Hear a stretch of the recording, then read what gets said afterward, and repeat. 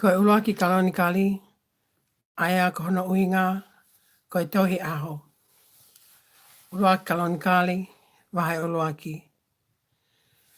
Ko ahatama, seti, inosi, ko keinani, mahalaleli, seleti, ko inoke, metu isela, le meki, ko noa, semi, hami, peamo sefeti. Ko haa sefeti, ko mela, mo me koki, mo mātai, mo iavana, mo tūpale, mo me seke, mo tīlasa. Pea ko haa ko mela, ko asiki nasa, mo lifata, mo toka ama. Pea ko haa iavana, ko elisa, mo tā sisi, ai ki timi, mo tota nimi, ko haa hami, ko kusa, mo misilemi, ko futi, mo kenani, pea ko haa kusa, ko sapa, mo havila, mo sapeta, mo lama, mo sapeteka. Pea ko haa lama, ko sipa, mo tētani. Pea ko kusa, ko tupuanga o nimi lote, pea whakaau o tokotaha, ko ia o hoko ko toa o i whonua. Pea ko misilemi ko tupuanga o i kau luti, mo i kau anami, mo i kau lehapi, mo i kau nawhituhi. Kai umaa i kau pātelusi, mo i kau kaseluhi, aena aluatu mei, iai a kau Filistia, mo i kau kawhitoli.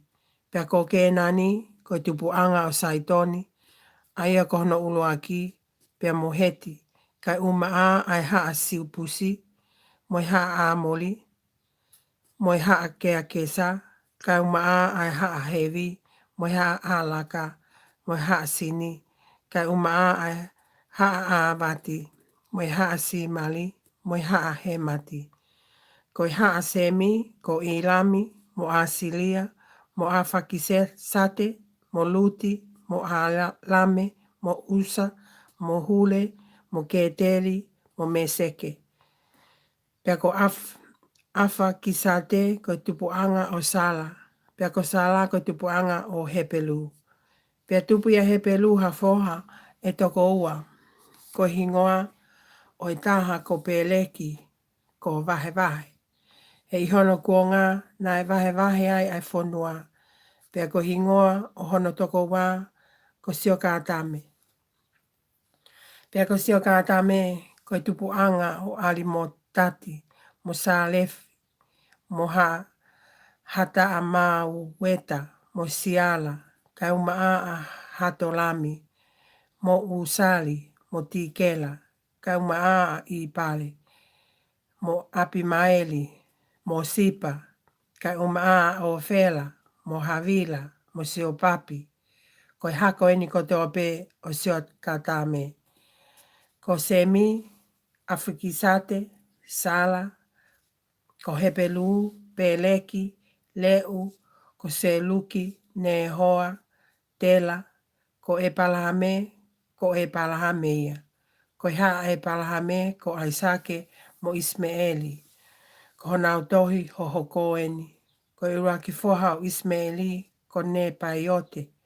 Pea hoko mo keta, mo atapeeli, mo mipisami, a misima, mo tuma, a masa, he tati, mo teima, a eute tuli, na fisi, pea mo ketema.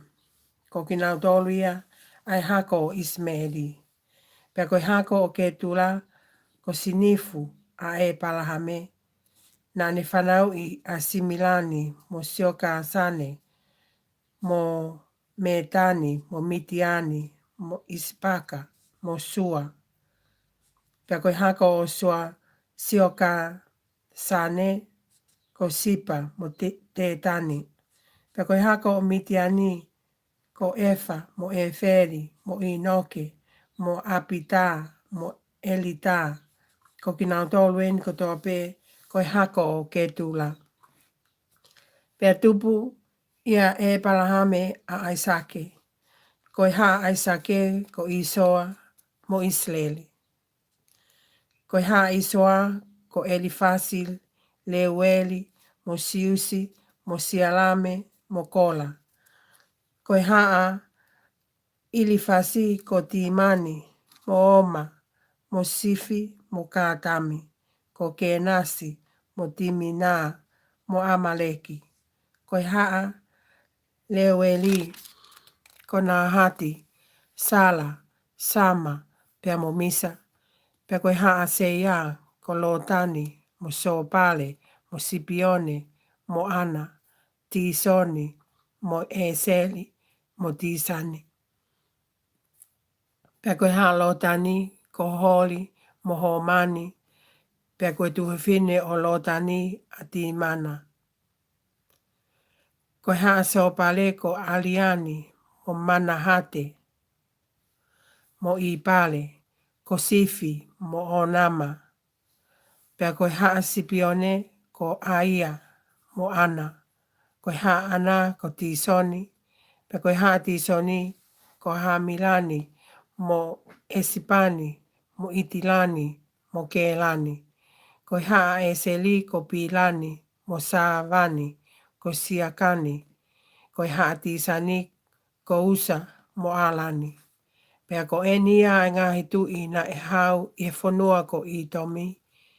I te eki ke pule haa tui Israeli. Ko Pela, foha o Peoli, pea ko hingoa hono kolo ko tina pā, pea pekia a Pela, pea whetongia e pule o sio papi, foha o Sala me Posila. Pea pekia sio papi, pea whetongia e pule e Husami me he whanua o Haatimani. Pea pekia a Husami, pea whetongia e pule o he tati, foha o Petati. Aia koe toko taha nāne tāi a Mitiani he tuku uta o Moape. Pea ko hingoa hono kolo o nā ko Avita. Pea pekia a he tati, pea whetongia he pule e Samila me Masileka. Pea pekia a Samila, pea whetongia he pule e Saula me Lehopote i Vaitafe. Pea pekia a Saula, pea whetongia e pule e Peali a Nani, foha o Akapoa. Pea pekia a Peali a Nani, pea whetongia e pule o he tati. Pea ko hingoa hono kolo ona ko Pai. Pea ko hingoa hono waifi ko mehe tā peli. Ko ta ahine a me te leti. Ko o whiwhine o mei sahapi. Pea pekia a he tati. Pea koe ngahi ulu eiki eni o Itomi, koe eiki o Timina, koe eiki o Alia, koe eiki o Siteti, koe eiki o Aholipama, koe eiki o Ela, koe eiki o Pinoni, koe eiki o Kenasi, koe eiki o Timani, koe eiki o Mipisali, koe eiki o Makatieli, koe eiki o Ilami. Koe ngahi ulu eiki eni o Itomi. Amen.